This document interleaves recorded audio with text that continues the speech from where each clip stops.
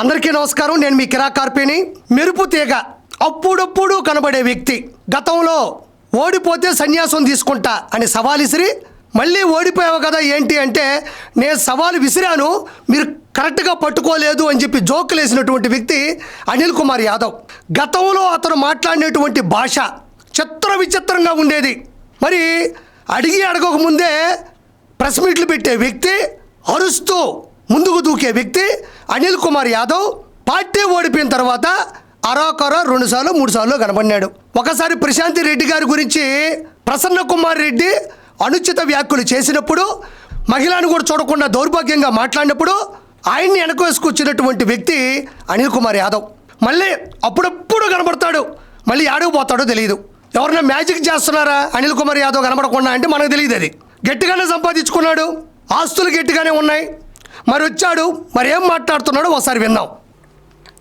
బీసీలకి back bone గా గుర్తించి వాళ్ళకి అవకాశాలు కల్పించింది అది వైఎస్ఆర్ కాంగ్రెస్ పార్టీ, జగన్మోహన్ రెడ్డి గారు అని చెప్పి గతంలో ఎన్టీ రామారావు గారు వచ్చిన తర్వాత ఒక స్థాయి తీసుకొచ్చిన మాట వాస్తవమే. కానీ ఆ పార్టీకి మీ పార్టీకి ఎక్కడ సంబంధం లేదు. అది 95తో చచ్చిపోయింది ఆ పార్టీ, మీరు లాక్కునేశారు. దాని తర్వాత రాజశేఖర రెడ్డి గారు ఎన్టీ రామారావు గారికి భిన్నంగా ఇంకా మిన్నగా చేసిన వ్యక్తి జగన్మోహన్ రెడ్డి గారే అని చెప్పే దాంట్లో ఎటువంటి సందేహం లేదు.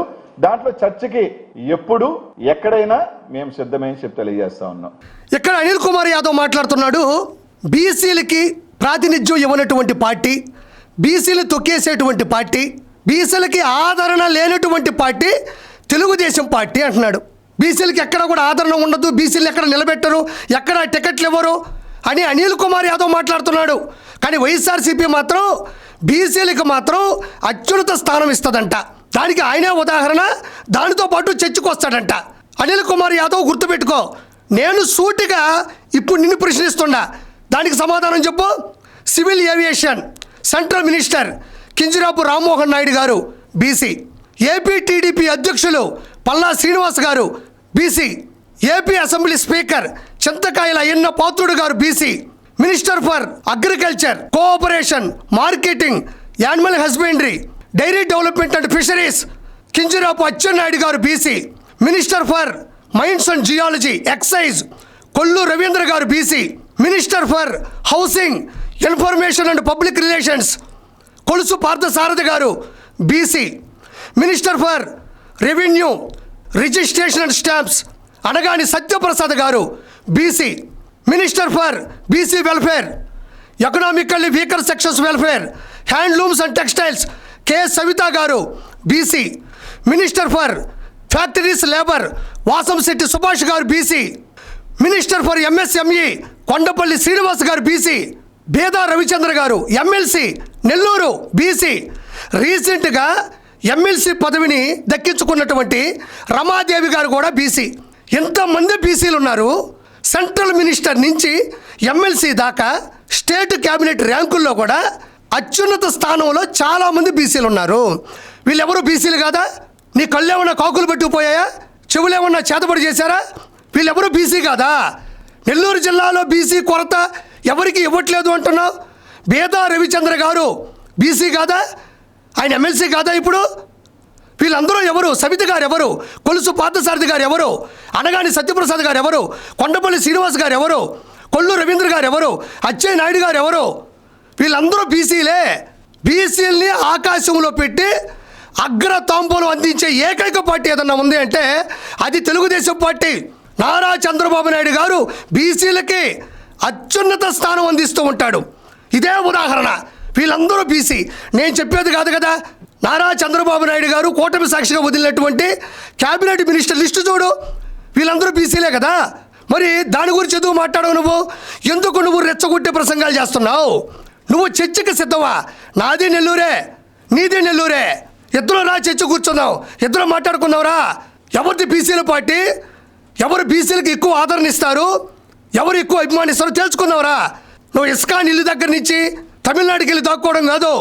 నేను వస్తా నెల్లూరుకి, మనిద్దరం కూర్చున్నారా డిబేట్లో, మనిద్దరం కూర్చున్నారా ప్రెస్ మీట్లో. ప్రజల సాక్షిగా నువ్వు నన్ను క్వశ్చన్లు అడుగు. తెలుగుదేశం పార్టీ నుంచి నేను వస్తా, నన్ను క్వశ్చన్లు అడుగు. నువ్వు బీసీల గురించి నువ్వు మాట్లాడుతున్నావు. అయితే తర్వాత ఏం మాట్లాడాడో ఒకసారి విందాం. ఎన్టీ రామారావు గారు తీసుకొచ్చారు. ఎన్టీ రామారావు తెలుగుదేశం పార్టీని మీరు లాక్కొని ఆయన ఫోటోలు తొక్కి ఆయన ఏడ్చి ఆయన చావు కారణమైన తర్వాత ఆ పార్టీ ఫేస్ అయిపోయింది. ఇక్కడ అనిల్ కుమార్ యాదవ్ మాట్లాడుతున్నాడు, పార్టీలు లాక్కున్నారు, వెన్నుపోటు పొడిచారు అంటున్నారు. ఒక్క అనిల్ కుమార్ యాదవే కాదు, గతంలో రోజా కావచ్చు, జగన్మోహన్ రెడ్డి కావచ్చు, అందరూ కూడా పదే పదే పదే పదే పదే మాట్లాడే ఒకే ఒక మాట, నారా చంద్రబాబు నాయుడు గారు వెన్నుపోటు పొడిచారు, పార్టీలు లాక్కున్నారు అంటున్నారు. నేను దీనికి సూటిగా ఆన్సర్ ఇస్తున్నా అనిల్ కుమార్ యాదవ్.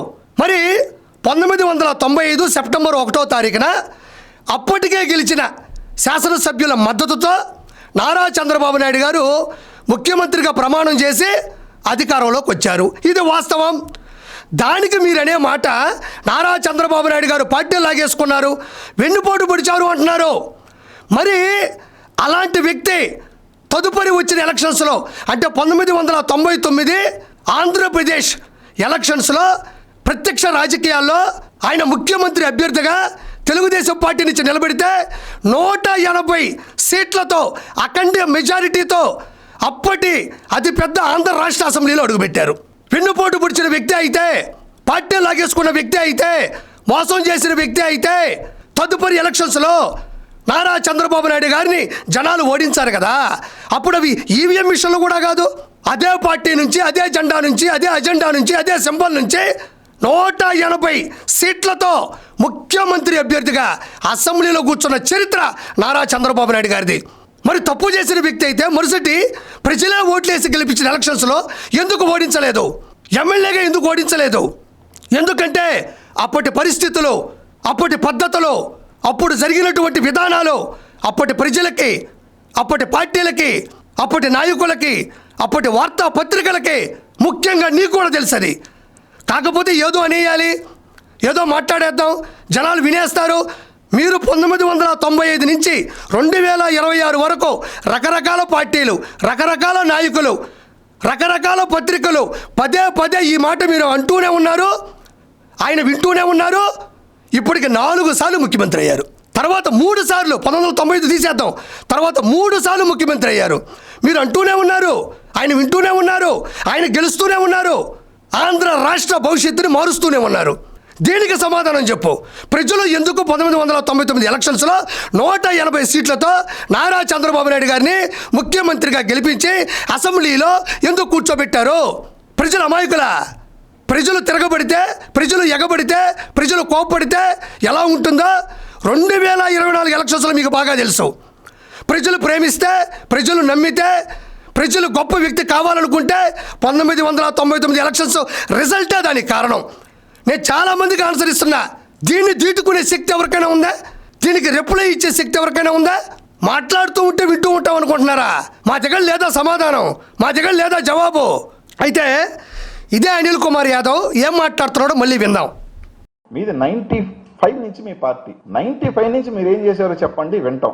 ఇప్పుడు 95 నుంచి మా పార్టీ అంటున్నావు. 95 నుంచి 3 సార్లు ముఖ్యమంత్రి అయ్యారు. సైబరాబాద్ను అడుగు. తెలంగాణకి హైదరాబాద్ రాజధాని అయితే హైదరాబాద్కి సైబరాబాద్ రాజధాని.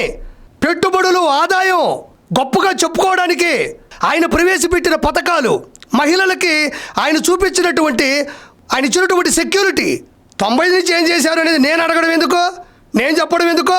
మీ ఆత్మ పరిశీలనకు తెలీదా? బీసీలకి బ్యాక్ బోన్ గా గుర్తించి వాళ్ళకి అవకాశాలు కల్పించింది అది వైఎస్ఆర్ కాంగ్రెస్ పార్టీ, జగన్మోహన్ రెడ్డి గారు అని చెప్పి గతంలో ఎన్టీ రామారావు గారు వచ్చిన తర్వాత ఒక స్థాయి తీసుకొచ్చిన మాట వాస్తవమే. మరి అనిల్ కుమార్ యాదవ్ బీసీలకి అధికారం ఇచ్చాడు, బీసీలని అత్యున్నత స్థానంలో నిలబెట్టాడు అంటున్నావు.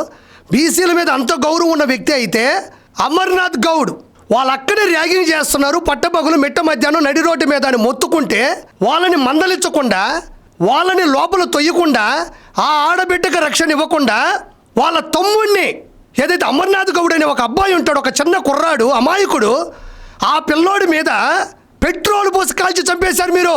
బీసీలకి అధికారం కాదు, బీసీ బిడ్డను చంపేశారు మీరు. అపోసోపం తెలియని పసి పిల్లాడు తన అక్క మీద జరుగుతున్నటువంటి ఇబ్బందిని బయట పెడితే పెట్రోల్ పోసి కాల్చి బూడిద చేసినటువంటి ప్రభుత్వం ఎవరిది? జగన్మోహన్ రెడ్డిది కాదా? బీసీ బిడ్డనే చంపేసినటువంటి మీ ప్రభుత్వం బీసీలను అత్యున్నత స్థానంలో నిలబెడతాదా? అది నువ్వు చెప్తున్నావు, అది మేము వినాలా? కానీ ఆ పార్టీకి మీ పార్టీకి ఎక్కడ సంబంధం లేదు. అది 95తో చచ్చిపోయింది ఆ పార్టీ. 2024లో వైఎస్ఆర్సీపీ కూడా చచ్చిపోయింది. చచ్చిపోయి శవం అయ్యి అంతిమ యాత్ర జరిగి దాన్ని పొందబెట్టి కాసేపు ఏడ్చుకొని వచ్చేసినారు. 1995 ముందు చచ్చిపోయింది, 1990 తర్వాత మాట్లాడదాం కాదు. 2024లో వైఎస్ఆర్సీపీ 151 నుంచి 11కి పడిపోయి చచ్చిపోయి అంతిమ యాత్ర జరిగి బొందబెట్టి పూడ్చి నీళ్ళు చల్లేసి వచ్చేసినారు. మరి ఏమైంది మీ పార్టీ?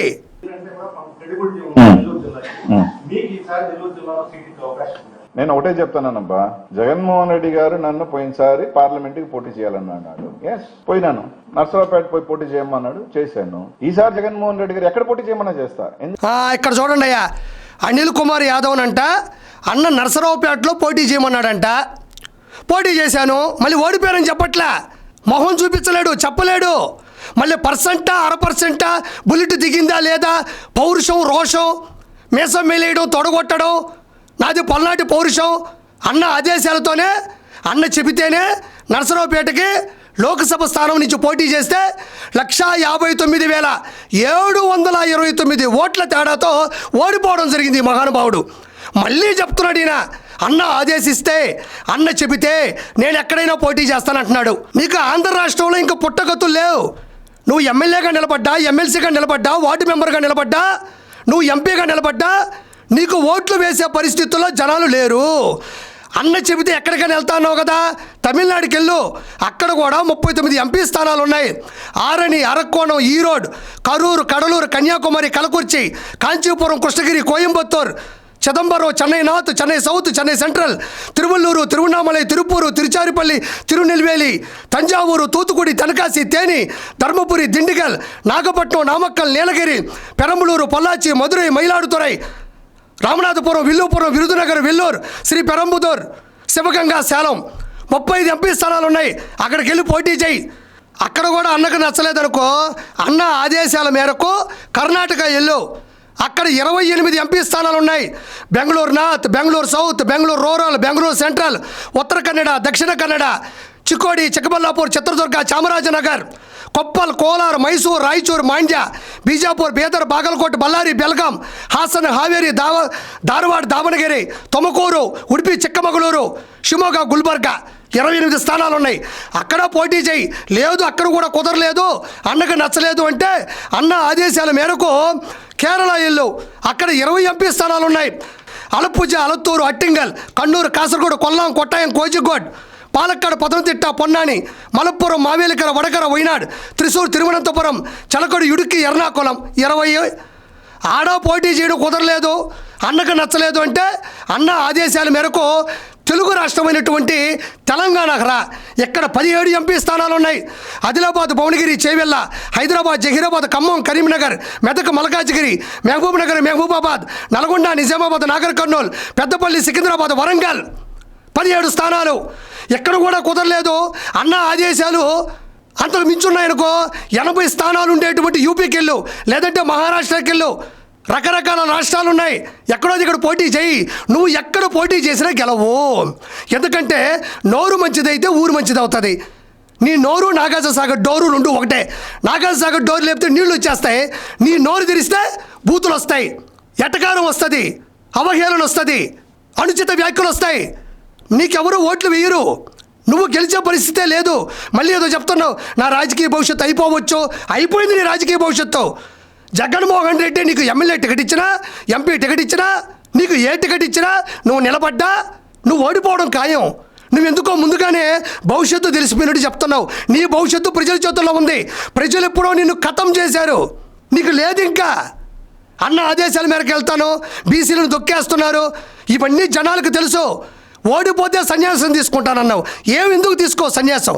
నువ్వు సన్యాసం తీసుకుంటావా తీసుకోవా? 5,000 కోట్ల రూపాయలు అడ్డదిడ్డంగా సంపాదించి తమిళనాడులో పెట్టుబడులు పెడుతున్నావు, మైసూరు, మద్దూరులో పెడుతున్నావు, మహారాష్ట్రలో పెట్టుబడులు పెడుతున్నావు, ఇతర దేశాల్లో మైనింగ్లో పెట్టుబడి పెడుతున్నావు, బెట్టింగ్లు ఆడుతావు. నువ్వు సంపాదించిన 5,000 కోట్ల రూపాయలతో నువ్వు ఈరోజు విచ్చలవిడిగా మాట్లాడుతుంటే, మళ్ళీ అన్నకు మళ్ళీ భజన, అన్నకే గతిలాగా అక్కడ ఆడుస్తుంటే మళ్ళీ నువ్వు అన్నకు భజన వేస్తావా? ఇలా భజన చేసే కదా రోజారెడ్డి, నువ్వు, అంబటి రాంబాబు, పేరు నాని అతో పోతాలనికి తొక్కేశారు. నేను చర్చకి సిద్ధం. నాది నెల్లూరే, నీది నెల్లూరే. తెలుసుకున్నాం. బీసీల గురించి మాట్లాడదామా, వెన్నుపోటు గురించి మాట్లాడదామా, నువ్వు ఎక్కడికి వెళ్తావు మాట్లాడదామా? తస్మాత్ జాగ్రత్త.